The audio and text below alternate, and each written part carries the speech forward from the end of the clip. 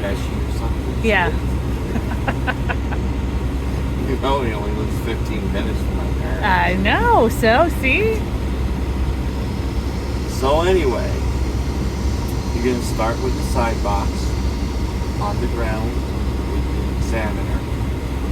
Okay, you're going to open up your side box, you're going to pull out your chocks, and you're going to chalk the front wheels just like we have them, right? You're going to go back, and then go over all of your safety gear. You're going to go over the 3 triangles, and they're not cracked and broken, good working condition. You're going to have your fuses, okay? They're in, they're in working condition, let's just say that. And then you're going to open up the door here and show them the fire extinguisher. That's the proper type. 1 quart. Yep. 1 quart, properly mounted secure. At that point, you're going to ask him to go ahead and go to the front of the vehicle and ask him to assist you with your lights. Once he's in front and he gives you the okay to go, you're going to make sure you turn your lights on. You did have somebody test who didn't turn his lights on and started doing everything. It didn't work. So you're going to start with your headlights on. You might as well just do your brights. Okay, on, off. It's going to give you the okay. Right, left, then your 4 ways. Okay. At that time, you can ask him to go to the rear of the vehicle. He's now in the rear of the vehicle. You can see him through the side mirror. Again, you're going to do right, left. He's not going to prompt you. You're going to do this on your own. Okay. You're going to do your 4 ways. And last, you are going to hit your brake and make sure that the brake lights are on. And then you'll give it the okay sign and come up and sit down next to it. Then you can begin the rest of your in-cab. So that being said, first thing you're going to do is 3 points of contact because you can fail immediately if you don't. Second thing is you're going to put on your seatbelt, properly mounted secured, not cut, frayed, or broken. Please, Mr. Kelly, if you would put your seatbelt on, probably not, but you asked me. Okay. And at that time,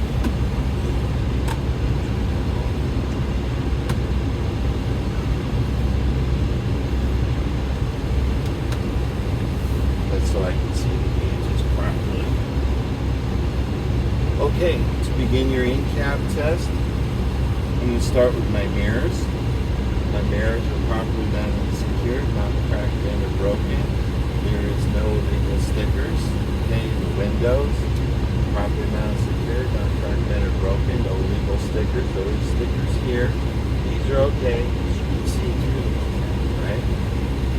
At that point in time, I'm going to turn on the heater on defrost on the top.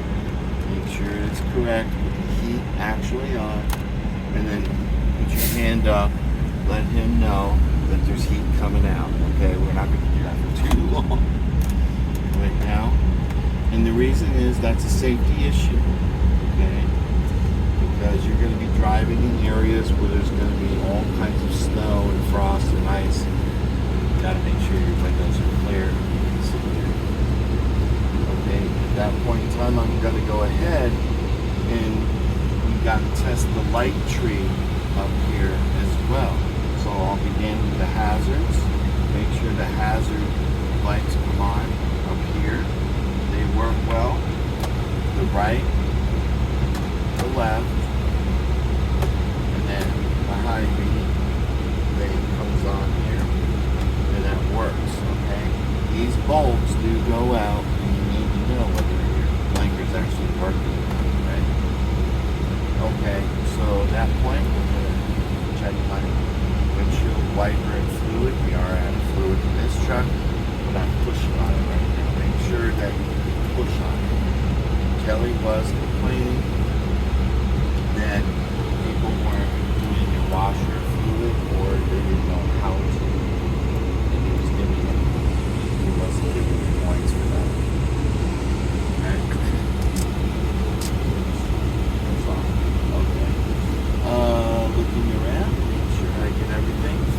to go to my gauges. I'm going to start from my left and work to my right. My water temperature should be right around 180, in that range. My oil pressure should never be less than 30. If it goes less than 30 while you're driving, it's an indication that you have an oil leak somewhere. You need to get over quick so you don't seize up the boat. You don't need all that for your test, but know that you should be no less than 30 oil pressure gauge. Alright, moving on to volts. Your voltometer is right here in the middle. In this particular vehicle, it's digital. Okay, and it's right under the mileage gauge. For some reason, if you don't see it, it's going to be the same on your test truck. If you don't see it on, just file through the menu here by pushing this button until you see it. How you'll know is it needs to say 14 volts. Okay, and then it's operating correctly. Alright, so from there I'm going to move on to my fuel gauge. We're just under a quarter. And my depth gauge is underneath that. That's also digital. And we're at 3/4.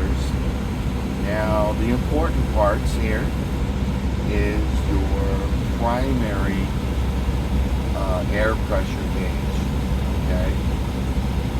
And that's showing me right now 126. That's perfect. And the secondary on the bottom is the same.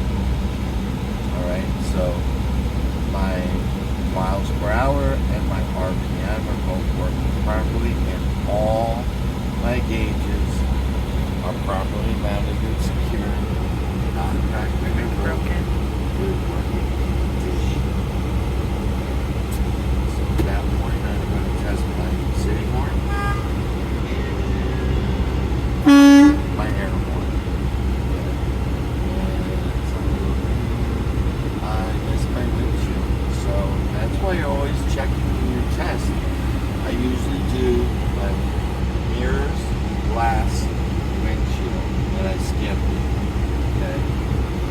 So we're going to do your windshield's probably not secured, not cracked or broken, and your windshield seal is not leaking.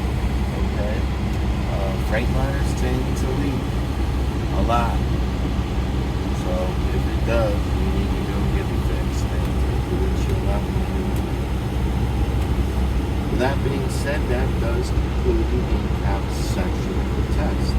Now, in the beginning of the test, you would do a safe start. And I've taught most of you how to do the safe start. But you're safe starting because your air pressure will probably not be up to a full air pressurized system.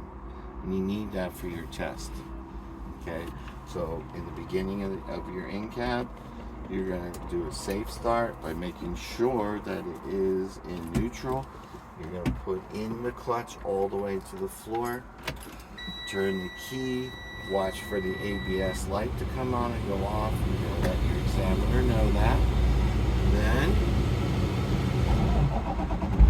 dun dun dun, it starts. Right? And now it's going to fill up. Okay? It's already full, but I needed to show you that. Alright, so we're going to begin our test. But first, I'm going to run outside and shock the wheels. Somebody was dumb and forgot.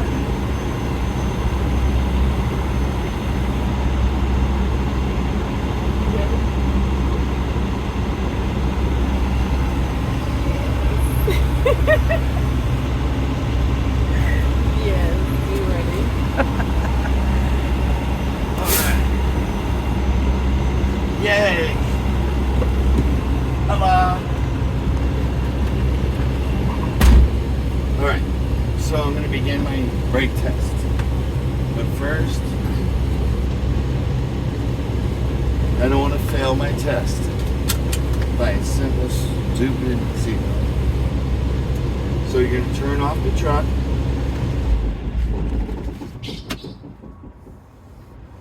you're going to turn the key back all the way over 2 clicks. 1, 2. ABS light comes on. And it goes off. Now you're going to begin by telling the examiner to set his watch. And you're going to start your static test. It should not leak more than 3 psi. Okay, and all you're going to do now is release your brakes. So we pushed them. Yep. So we're not hooked up to a trailer, and that's why it's leaking out your wagon. So you'll be hooked up to a trailer. Alright, so he says it's okay. Now I'm going to start my appliance test. Reset your watch, Mr. Examiner, and it should leak more than 4 psi. Now I'm going to apply the brake. That's all it is. The first one, pushing in. The second one, you're just holding the brake. That is now concluded. Now I'm going to start my low air warning test. And simply I'm going to fan the brakes within 55 psi, around 55 psi. The low air warning should come on my dashboard in an audible tone. Okay. Here it is. That's it. So now I'm going to begin my emergency test. I'm going to continue fanning the brakes, and both valves should pop out within 20 to 40 psi.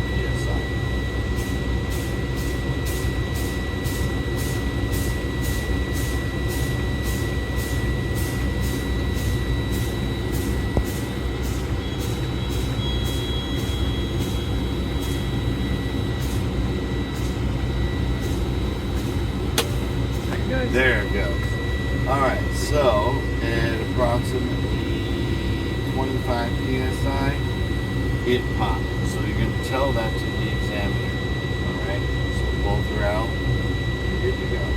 So now you can begin your compression test. So, Mr. or Mrs. Examiner, please reset your watch. And we're going to begin testing the compressor. And it should fill the air tanks up to 105 psi, no less, no more than 3.5 minutes. Okay. Another safe start. And now to do so, I'm going to put the motor up to about 1100 RPMs. Right around there. And hold.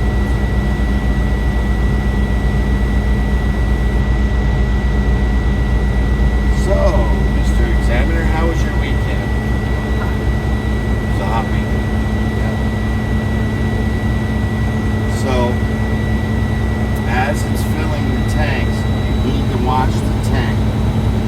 Okay, because at about 60 psi, this is going to go off. The low air warning should go off at 60 psi. It's not part of your test, but you should know that. So now it went off at 60 psi.